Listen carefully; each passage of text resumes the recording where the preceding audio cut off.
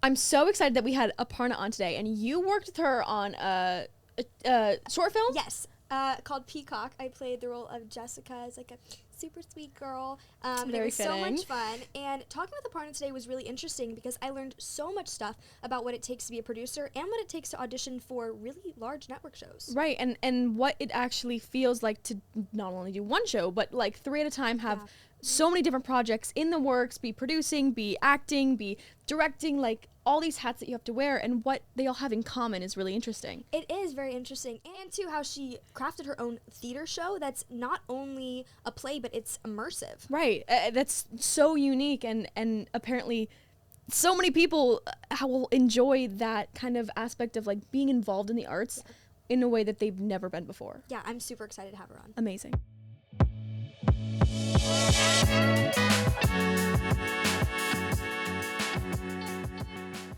Hey, it's Ava. And I'm Lauren. And this is Hold for Sound. And today we have Aparna Brielle. Aparna, welcome. Thank you so much for having me. This is such a cool podcast, you guys. Thank you. Like we're so excited to have you on. Oh my gosh, it's an honor. I'm just gonna like geek out over everything you're doing. Yeah, I know. It's so cool. It's so crazy. So we met on the set of Peacock, which was a short film produced by your production company. Yes. Tell us like about that. It was a really new experience for me because I had been producing things kind of like on a much smaller scale until then, or like in the pitch stage. And so I had never done a short film with like the full, with all the bells and whistles. Like we had every crew member on board. We had like equipment that we had to rent, things like that I did not know how to do. Yeah. And it was a lot of work, but it was really, really cool. And by far my favorite part was like when we did casting and started doing the rehearsals and seeing you guys like actually bring this to life. It was such a cool experience for me, and definitely been so useful to me the rest of this year. Yeah. Since. Wow. So like when you were like learning how to do that, to like rent the equipment and get everybody involved, what was like the hardest thing about doing that? All of it, because I felt like a headless chicken and I didn't know what I was doing. I didn't know what I was doing. I would ask people, so what now? And then I would just get a link to like here's a rental sheet. I'm like, but what do I do? Like I really had to stumble and fall, and which I'm willing to do with anything, but it was doing a lot of it for a lot of different roles and learning how to juggle hats that I'd never worn before. I think just generally it's a very tricky thing to do, especially if you're, I have business experience, but I had done so much acting at this point that it had been a while since I had to like learn the ropes. Yeah, and you've played a lot of really cool roles. I mean, thank you. Totally like huge range from Absolutely, like being a mean girl to being like a CIA agent. Oh my to gosh, being thank a you little nerdy. guys. So like, when you get a script and you're kind of reading through it, how do you break down a character and like learn about them? Sure. I actually been thinking about this a lot lately because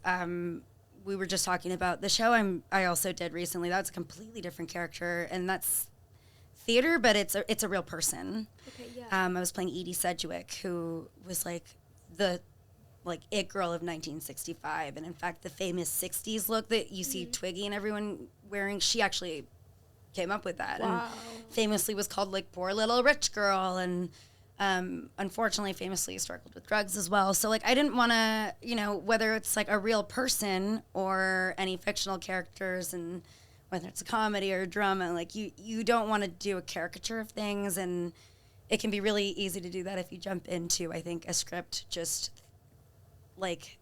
jump into a script trying to break it down rather than just maybe reading it a few times and then like kind of just like sitting with it a little bit and letting your imagination kind of like you're reading a book. Like anytime I read a story, so I kind of approach scripts that way, where I'll like read. If I'm really short on time, I'll just read my scenes. But like I'll read, if I'm really short on time, but I will try to read it and like just enjoy the story of it. And then like the more I read it, the more different like ways of it will kind of like just play in my head, and then. Sure.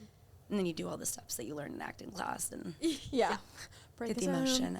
I know. Yeah, it's just, but I tell people like really relish that stage of just like reading it and like simmering, like letting it simmer a bit. And wow, cool.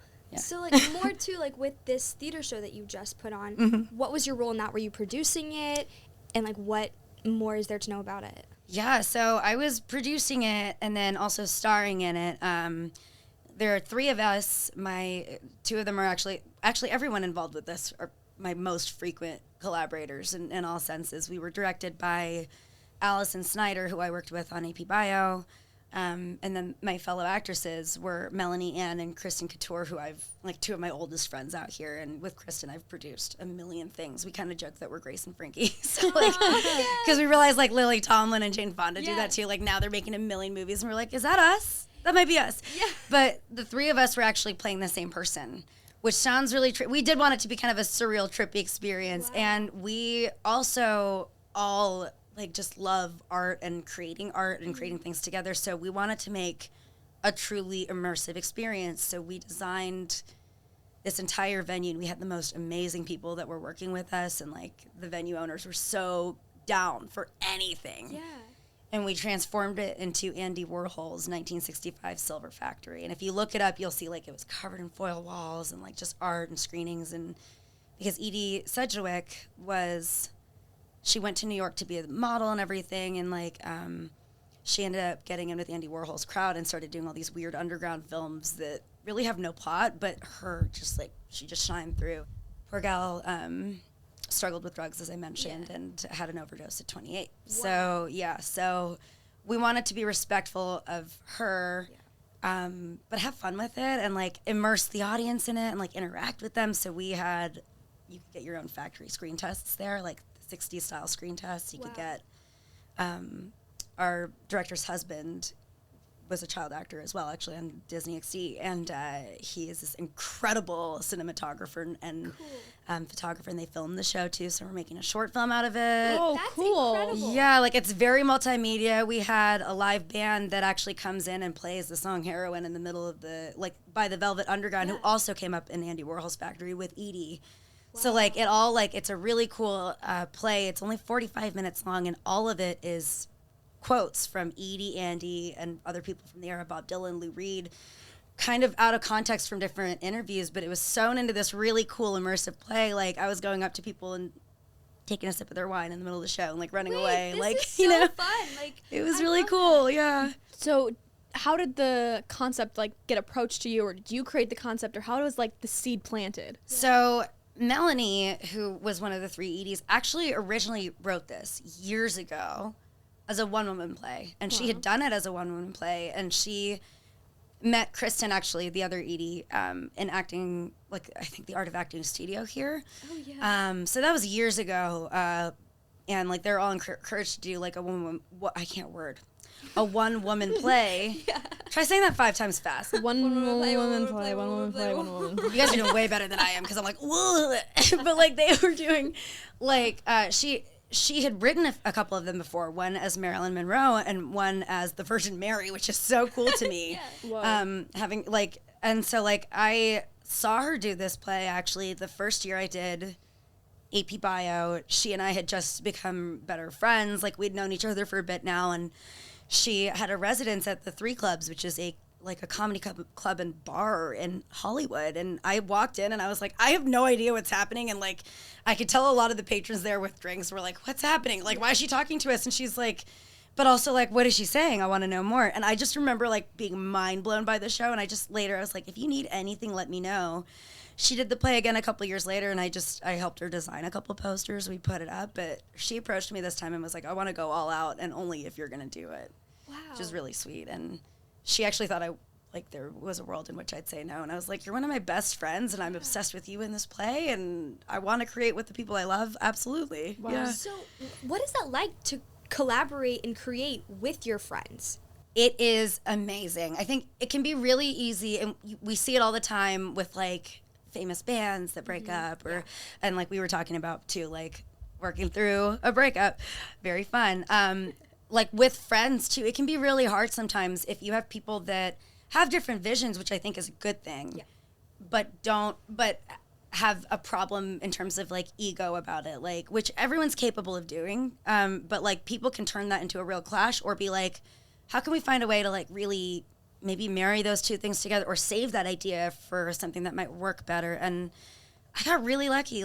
These like, it was so seamless. Like, everyone was so cool. And, like, we sometimes had differing ideas, but it was like, oh, okay, whatever. Like, it ended up being truly, like, we felt like we caught lightning in a bottle because we managed to make something way bigger and cooler than any of us thought we were going to make. Yeah.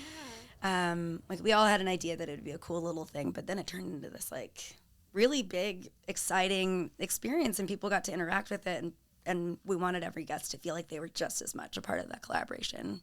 That's with us. really cool. So, like, Lauren and I, we're roommates and we're co-hosts. What is something you'd recommend for, like, a collaborative process like that with, like, friends? Yeah, I say, like, honestly, and a lot of this, it's a lot of my philosophy with it isn't just for collaborating. It just goes towards life.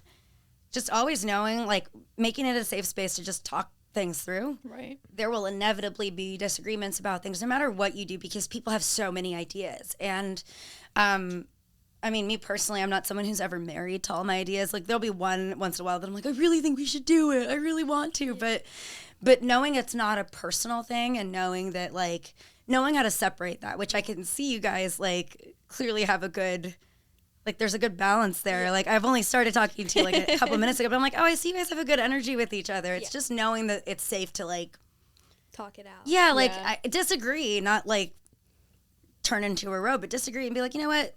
Maybe we both have different ideas about this. Maybe we'll come back to it later. Yeah. It's cool. We haven't had we've had a couple disagreements, but we honestly, like, see, especially the show, the same, and we've been, like, very compatible with it, which is, like, also the coolest thing with any collaborations that you do is, like, once it clicks, like, that's when you know it too. It's like, oh, it's that's amazing. The way it's And it's almost like I kind of feel like it's like sculpting a little bit, where it's like you might have some of those at the start where you're kind of trying to figure out where the vision's going.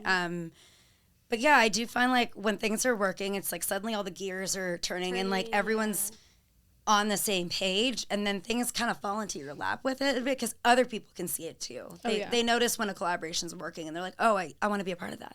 That's so cool. How can I help? I love that. Yeah, that's, like, a good thing to keep in mind too. Absolutely. Because I feel like we've just hit that recently. Yeah. We're, like, we have a vision for it. It's, like, clear, and, like, that's so exciting. Yeah. Yeah, and, like, and I also love, and I get this sense from you guys as well, like, just being open to letting that vision evolve, because sometimes it takes a life of its own, and you're like, okay, I kind of got, it's like a child, you're like, I kind of got to just, like, go where you're taking me. And that's what art is. Like, art is never set in stone in any part of this industry. It's like you always have to be able to, like, adjust just a little bit, whether that's, like, on set, whether that's post-production, pre-production, anything. Absolutely. Strikes. Exactly. Woo. I mean, truly, I think being adaptable, it's something that, and, like, patient, that's actually something that being an artist has taught me, because I was not. My mom will still mention it to this day as if I wasn't a child then, but she'll be like, you remember when you really wanted to start dance classes and you were adamant about joining this one studio that ended up being, like, not the best for you? And I'm like, I know, I've learned. The art has taught me. You have to just, like, you know, like, breathe through it and trust the process a little bit. Absolutely. Yeah.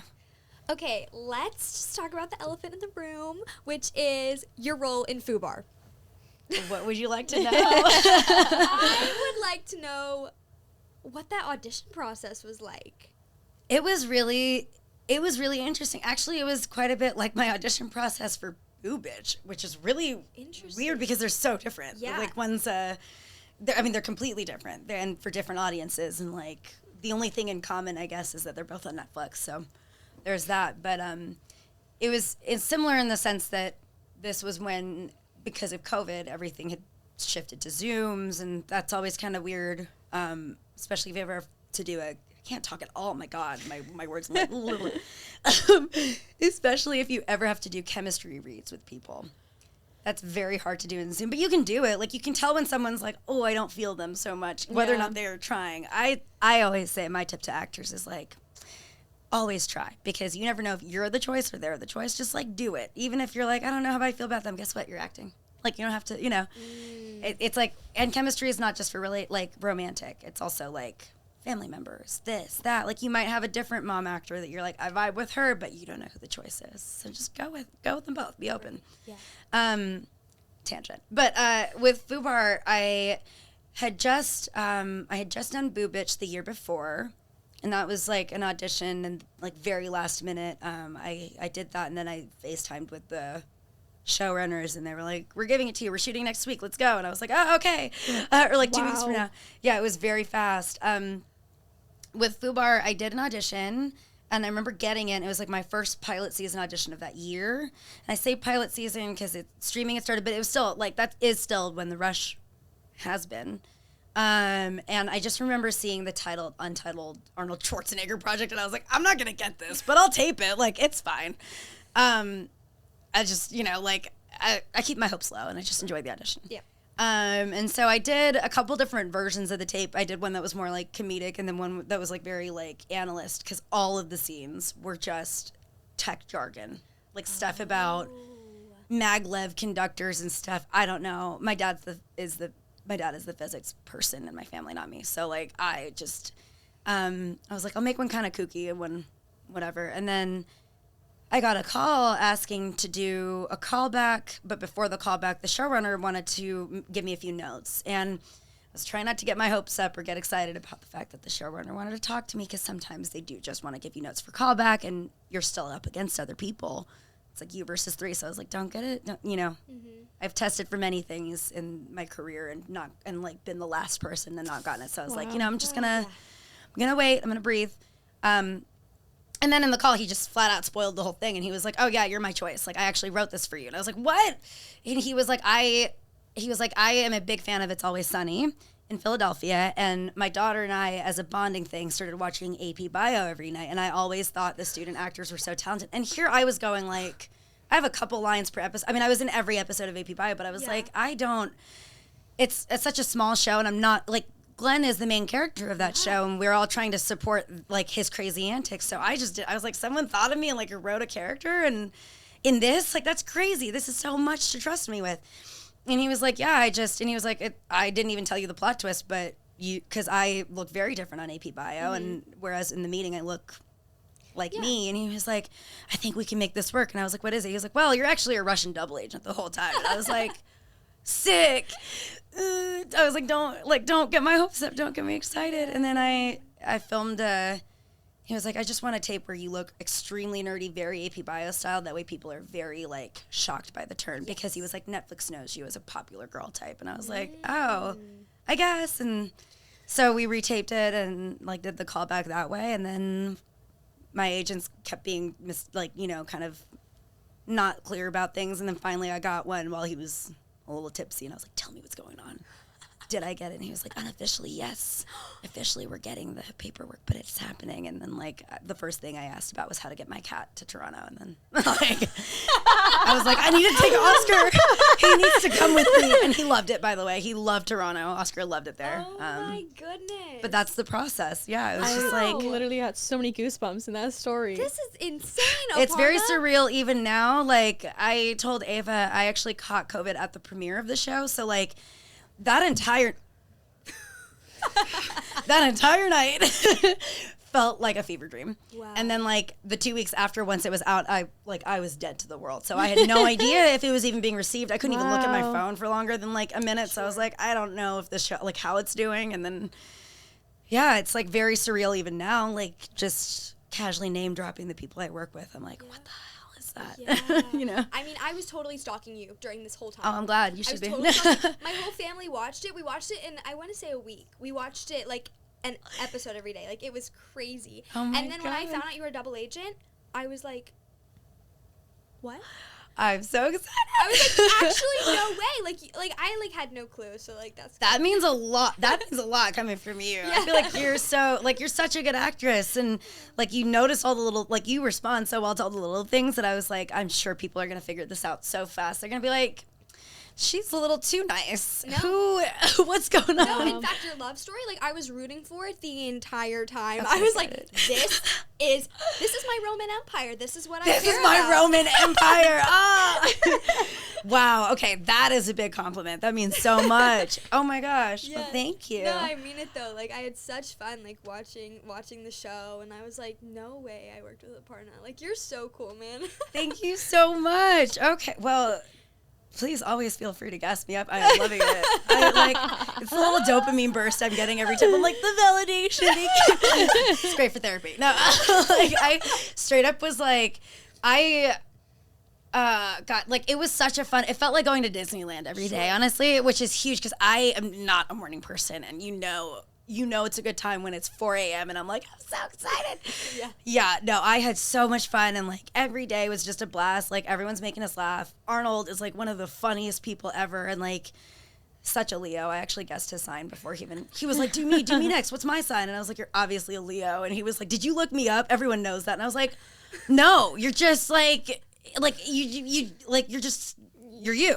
And like Fortune Feimster is so funny, and like our directors were so great and like so cool and wanted to actually like play with us, and like just crazy because it's so fast paced and such a it's very procedural style, but it gets away from that because it's also an Arnold Schwarzenegger show and it's based on true lies, so it's just like a fun action comedy, and like every day we were like, we get to wear this, I get to do that, like okay. Yeah, so fun. And, like learn spy things, learn other languages. Yeah, was that cool?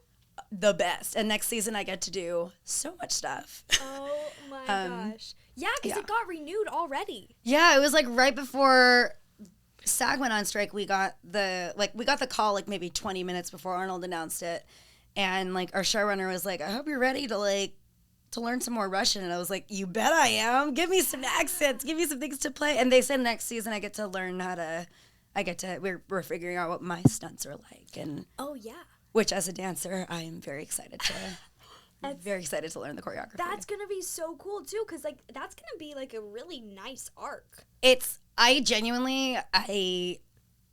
so surreal to me. I cannot believe I got to play with this character, this world, and I'm not going to spoil anything because they will have my head. But they will. But I do know how the arc is, at least as of now, going to go, and I have a very fun arc, and I'm really excited for people to like see. I'm excited to just get to play with these other actors and like this new capacity because their characters knew me one way, and so now I'm like, it's going to be fun for us to all like, mess with that a bit. And were there any like key components or key things that you took away from being able to do that like range of like, even in AP Bio, or the start of this show being that like nerd, and now you're just like this other like really cool thing in the same role but like also different? Yeah, no, honestly, it was really, really, because it is like, I know it's a comedic show and very lighthearted, but I still wanted to, I think like I haven't had the chance to like have a character that has this much lore, as they say. So like I just, like with this much, so like I really went like all out and like prepping for it, as I also did for Nothing Special, because there's just so much with Edie as well. And one thing like that and especially with like personal things I was dealing with at the time too, it's like just as people, we're always feeling multiple things at once, and we're always all wearing different masks at once, like whether or not we realize it. And understanding like, and maybe it's because like of all the therapy, I don't know, but it's like it really felt like in a sense like exploring some of those other facets of maybe myself that are kind of suppressed a little bit, or that I don't know as well. And there was a lot too, like I've spent the last, since I went to college and I came down here, I've spent the last 10 years, I'm 30 next year, and like building up not just my career, but my own confidence as a person. And a lot of it was very fake it till you make it. At the start, everyone would tell me, like, I would get so, like, socially anxious at parties and be like, are they going to think I'm cool? I don't know. Yeah. And, like, I would just pretend. And there was a lot of that here, too, where it's like, now I know what it's like to kind of be on the other side of that a little bit and find my own and be comfortable with who I am. That it was kind of weird and fun, like, playing the like nerdy kind of, like, there's a confidence to her though still when she's at the beginning. It's just quieter. It's like a quieter confidence. And the other thing I'm thinking with that is what all of us artists are always feeling. It's like, wait till you see what I can do, right? So it's like I felt like the character was having a lot of that, where she's like holding it all in, but she's like, I know I can do all this stuff. Like, I would really like to. I could do all the stuff you guys are doing. Wow, interesting. Yeah. So I don't know if that really answered your question, or if I went off on like 4 tangents there, but that's great. And like, did that get your producer brain going as well? Like, what's next for you as a producer? You have New Shoes Productions, which is your production company, and what encouraged you to like take on that role? I am not someone who likes to, for all of my talk about being patient, I'm not a patient person. Yeah. I do not like to sit around, and I feel like I am also so lucky to be surrounded by people that are so creative all the time, and I like to think I'm pretty creative. I like to think that. I don't know, maybe. But I think like just the constant like itch to be doing something. Yeah. And obviously there are projects I produce that I haven't been in or that like my role has been different, but each of these things has taught me something so that leading up to the bigger projects that I do hopefully inevitably produce, like I will have just an awareness of what all the other people do at work and able to help them and like really make it feel cohesive. And so Nothing Special will be back. We're bringing it back, and we have a lot of very exciting things coming with it that I know I've been already very vague about it on here, but y'all can check it out at nothingspecialshow.com. I'm just going to plug that. And that has a little bit more information and is a little bit more telling. Good. But we're bringing that back in a new capacity. And then I actually have been prepping for, I had an audio fiction comedy podcast, but it's all fictional. And it's called Swiss and Lolly Hijack Hollywood. And it's like in an alternate reality LA. And we're turning it into a TV pitch with, we want to mix live action and animations because, like, in this world, animated characters exist. Very Lizzie McGuire.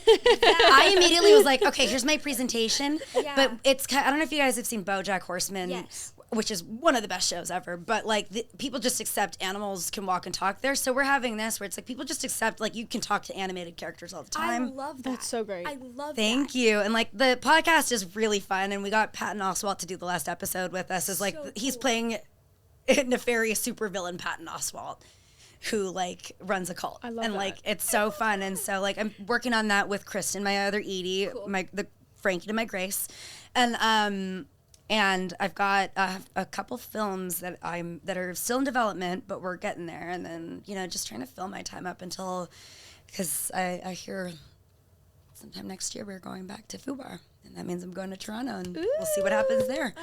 So, Aparna, we have had so much fun having you on today. Like, thank you so much for you having have me. So much knowledge. It's so cool. Oh my gosh. Thank you for sharing. That's very flattering. Thank you so much. Happy to share it anytime. Where can we find you? Instagram? Yeah, Instagram is my only social media, so it's just my name, Aparna Brielle. And I think like the only other account I'm ever on is my cat, Oscar Kitty Graham, but I don't post as him. I just post pictures of him. It's like the modern wallet photo of your child. He's my firstborn baby, okay? Like, he's just so cute in his little costumes. I don't know. Amazing. But yeah, that's where you can find me.